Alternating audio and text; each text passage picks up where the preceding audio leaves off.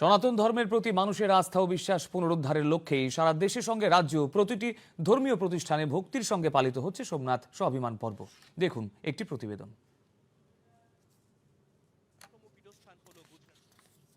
গজনী মোহাম্মদের আমল থেকে শুরু করে বহুবার এই মন্দিরের উপর আক্রমণ সংঘটিত হয়। ভারতের সাংস্কৃতিক আত্মবিশ্বাস ফিরিয়ে আনার লক্ষ্যে মন্দিরটি পুনর্নির্মাণ করা হয়, যা উদ্বোধন হয়েছিল ১৯৫১ সালে। মন্দিরের পুনর্নির্মাণের ৭৫ বছর পূর্তি উপলক্ষে আজ রাজ্যেও অনুষ্ঠিত হয় সোমনাথ স্বাভিমান পর্ব। আজ ছিল তার ৭৫তম বর্ষপূর্তি। নানা কর্মসূচির মধ্য দিয়ে রাজ্যের বিভিন্ন জেলায় এই দিনটি পালিত হচ্ছে। রাজ্যভিত্তিক মূল অনুষ্ঠানটি হয় আগরতলা সেন্ট্রাল রোডের শিববাড়ি প্রাঙ্গণে। তথ্য ও সংস্কৃতি দপ্তর আয়োজিত এই অনুষ্ঠানে উপস্থিত ছিলেন মুখ্যমন্ত্রী ডাক্তার মানিক সাহা, মেয়র তথা বিধায়ক দীপক মজুমদার, দপ্তরের সচিব পি.কে. চক্রবর্তী প্রমুখ। অনুষ্ঠান শুরুর আগে রাজধানীর লক্ষ্মীনারায়ণ বাড়ির দিঘি থেকে মহিলারা কলসিতে করে জল এনে এক শোভাযাত্রার মাধ্যমে তারা শিববাড়ি প্রাঙ্গণে উপস্থিত হয়।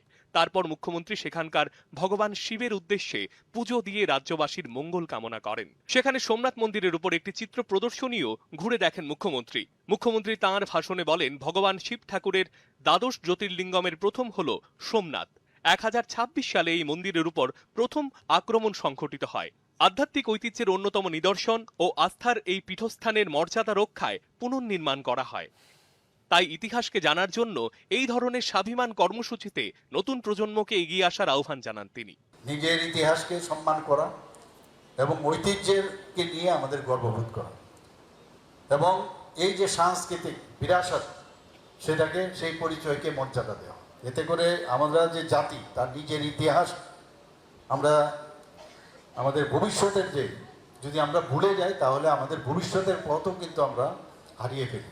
আগামী প্রজন্মের কাছে সেটা সঠিকভাবে পৌঁছে দেওয়া উচিত। আজকে সত্যি আমাদের জন্য একটা আনন্দের দিন আমি মনে করি। মাননীয় প্রধানমন্ত্রীজি যেভাবে আমাদের যে সনাতনীদের যে চিন্তা ভাবনা, আমাদের যে পুরনো যে ইতিহাস, সেইগুলোকে উনি বারবার আমাদের স্মরণ করাচ্ছেন এবং আমি মনে করি এটা একটা ঐতিহাসিক দিন।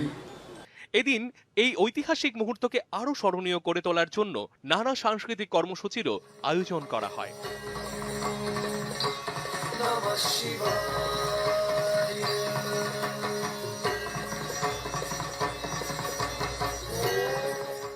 এদিন মুখ্যমন্ত্রী সহ অন্যান্যরা গুজরাটের সোমনাথ মন্দিরে প্রধানমন্ত্রীর উপস্থিতিতে যে মূল কর্মসূচি অনুষ্ঠিত হয়েছে তা রাজধানীতে বসে প্রত্যক্ষ করেন।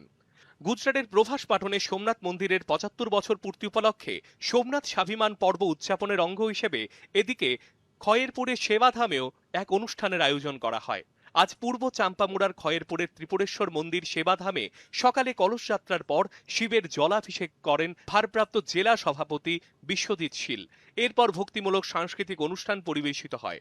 এই অনুষ্ঠানে গুজরাটের সোমনাথ মন্দিরে প্রধানমন্ত্রী নরেন্দ্র মোদীর কুম্ভাভিষেক ও পূজার্চনা সরাসরি সম্প্রচার করা হয়। এই সম্প্রচার অনুষ্ঠান প্রত্যক্ষ করেন খাদ্য ও পর্যটন মন্ত্রী সুশান্ত চৌধুরী, বিধায়ক রতন চক্রবর্তী সহ অন্যান্যরা। মন্ত্রী বলেন, সনাতন ধর্ম পৃথিবীর সর্বশ্রেষ্ঠ ধর্ম। প্রধানমন্ত্রী নরেন্দ্র মোদীর নেতৃত্বে বর্তমানে এই সনাতন ধর্মকে রক্ষা ও সামনের দিকে এগিয়ে নিয়ে যাওয়ার জন্য প্রয়াস চলছে। ১৯৫১ সাল থেকে নতুনভাবে সর্দার প্যাটেলের ইচ্ছা শক্তিতে আমাদের এই সোমনাথ টেম্পল গুজরাটে যে অবস্থিত তার নতুন করে পথ চলা শুরু হয় এবং আজকে ভারতবর্ষের যশস্বী প্রধানমন্ত্রী নরেন্দ্র মোদীজির নেতৃত্বে ভারতের প্রতিটি দেবভূমি, ভারতের প্রতিটি মন্দির, আমাদের হিন্দুদের বিচারধারার যে পীঠস্থান, সেই মন্দিরগুলোকে বিশ্ববাসীর কাছে, হিন্দু ধর্মের কাছে, সনাতনীদের কাছে নতুন করে তুলে ধরার প্রয়াস করা হচ্ছে। আমরাও ত্রিপুরা রাজ্যের বিভিন্ন জেলায়, বিভিন্ন মণ্ডলে এই অনুষ্ঠানে মোদীজিকে লাইভ সম্প্রসারণ আমরা দেখতে পাচ্ছি এবং আমরা এই কর্মসূচিতে এখানে সামিল হয়েছি।